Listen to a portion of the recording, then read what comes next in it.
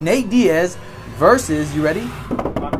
Hey, what's up guys? We're back with another one, and today Sam and I are going to be discussing UFC super fights that never happened. Let's jump right into it, Sam. So first on my list, it's in the thumbnail, it's pretty expected. I have Tony Ferguson versus Khabib. I have a little side story for you guys. So Sam and I were discussing this video last week, right? And I'm like, Sam, Tony Ferguson versus Khabib. He's like, bro, who cares about that? Tony's lost like 8 in a row. And I look at him like this. And I stare at him for 5 minutes. He's like, bro, why are you looking at me weird? I'm like, that's how you guys know, and that's how I know this man started watching UFC yesterday. If you've been watching UFC for like 10 years, you knew the hype behind those two guys, and it was like two trains headed to each other that just were bound to collide. That didn't happen. Tony Ferguson, I think Khabib pulled out once or twice, and then Tony Ferguson was doing an interview on Fox, and he like tripped over a wire, tore his knee. Like, it wasn't meant for these guys to fight. Sam, I gotta tell you, bro, this fight was like, it was like, I don't know what you like, Sam. Like, it was like Kobe versus LeBron in their prime, Kobe versus Jordan in their prime, dude. Like, obviously looking back in hindsight, you see Khabib go undefeated, have a belt. You see Tony lose like 9 fights and then win against a boxer, aka TikToker, Salt Poppy or whatever the guy's name is. So it's like, hey, it's easy to sit here and be like, Tony gets destroyed by Khabib. But at that point in time, bro, it was not like that. It was like, yo, we wanted to see what was going to happen. This fighting style, El Kukui versus the Russian, who's just the Eagle, who's just devastating and dominates everyone. But Tony was just finding ways to win. He was losing fights and he came back and win. Kevin Lee had him, and this man came back and just dogged him. It's like, this guy always found a way to win. So I had to get on your head here today, because you have the audacity to say that's not a fight people wanted to see. That's the top 2 or 3 fights of all time that people wanted to see. We're going to talk about some other ones, but man, I really wish that fight happened. Not necessarily for the outcome, but also to that lore that would have added. Like, that person would have had that name under their belt. But we're living in another universe today where it didn't happen, and now this is part of the lore. So I got GSP against Khabib, actually. Now we're going with the Khabib theme going on. GSP Khabib. Listen, GSP won was 2017. He won the belt. Yep. For Michael Bisping for the middleweight championship. Whatever that fight was. Middleweight championship, yes. And then he retired, sadly, you know. But they because Khabib basically felt like never gonna happen with the Tony fight. It was like, okay, well, who else do we give him? He's basically beaten so many of these guys. We should give him GSP. Yeah. Right? And then that was like going to be in 2020 or 2019, around there. Yeah. But then he retired because his dad died. That was more so after the fact too. Like, they were asking that question. I'm like, oh, hey, Khabib, can you fight him? GSP, can you fight him? They were both like, I'm down, but not really. So it never came into fruition, and I'm okay with that. GSP was more down to do it because he heard that he was his like biggest fan as a kid. He was like, oh yeah, sure, I'll do it then. Yeah. But Khabib was like, and plus his dad died. I think he for sure said, I'm done. If that fight was to happen though, how do you think it plays out? How about this? Let's not answer it in the sense of 2019, because that puts GSP already pretty old. I think 38 at that time.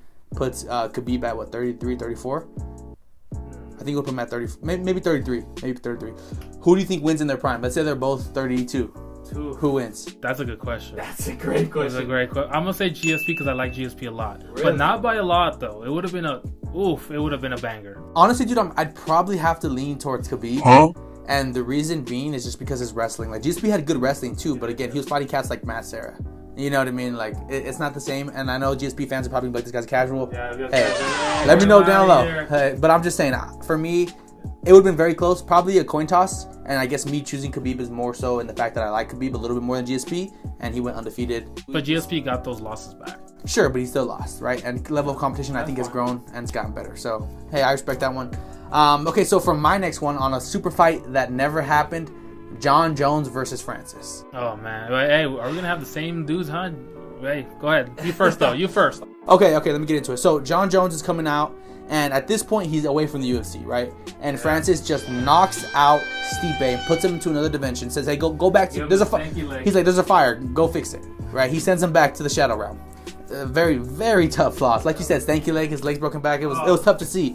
Some people may say that's vengeance because he beat DC, and I'm a DC fan. I don't know what they would say to that. I don't know if I would agree with that. But nevertheless, for that fight to happen, and it was like the perfect opportunity for Jon Jones to come in and fight him, bro. Oh, yeah. Like, we were waiting for it. And remember those negotiations? It got ugly. Dana White was talking trash, saying, hey, we're trying to make it happen. Francis won't do it. And then Francis' team was saying that. Francis went on Ariel Helwani's show. And he's like, dude, I'm ready. This guy's not ready.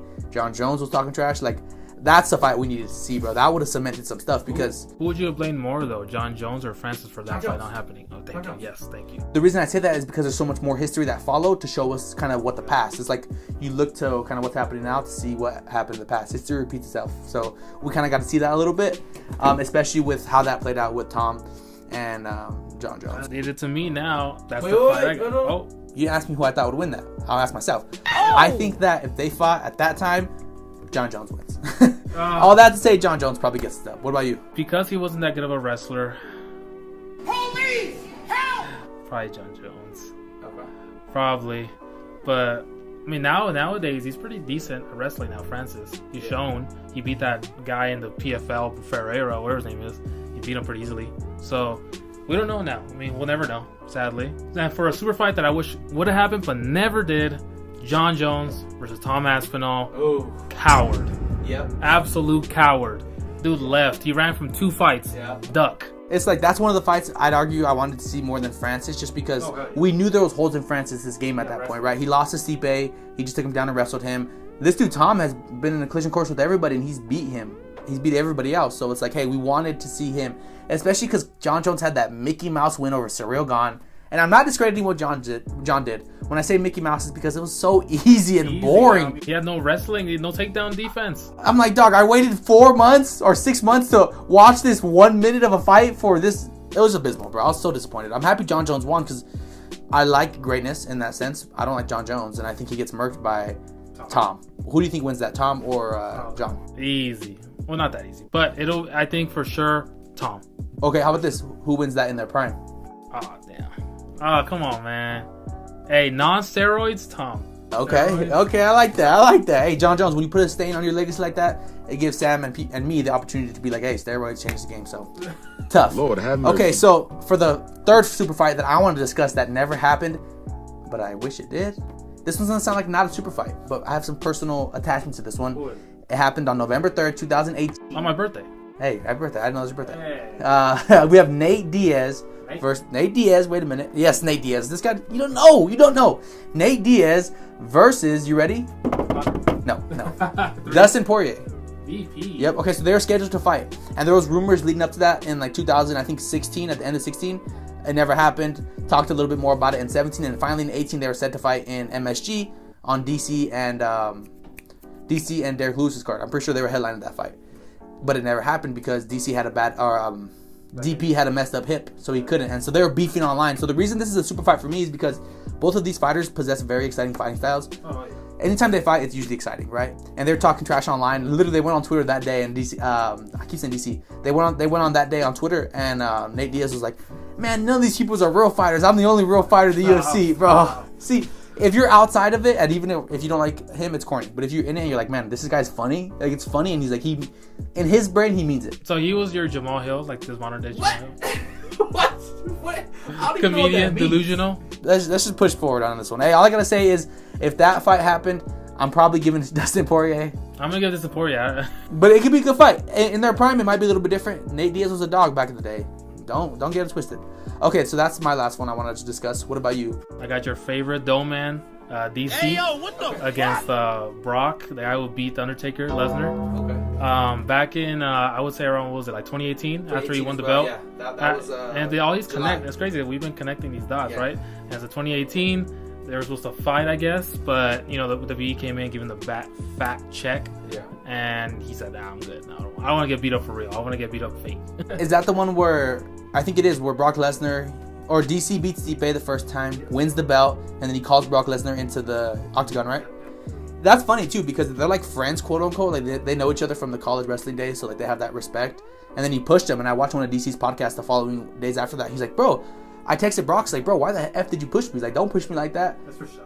I know, but like he was mad because he's like, he pushed him hard. If you watch how hard he pushed him, and he had that look in his face. You know how guys are when they're about to fight. Was it as hard as when Ilya pushed Patty, or was it worse? It was definitely harder. These are big guys. Brock Lesnar 6'3", 6'2", freaking 1,000 pounds.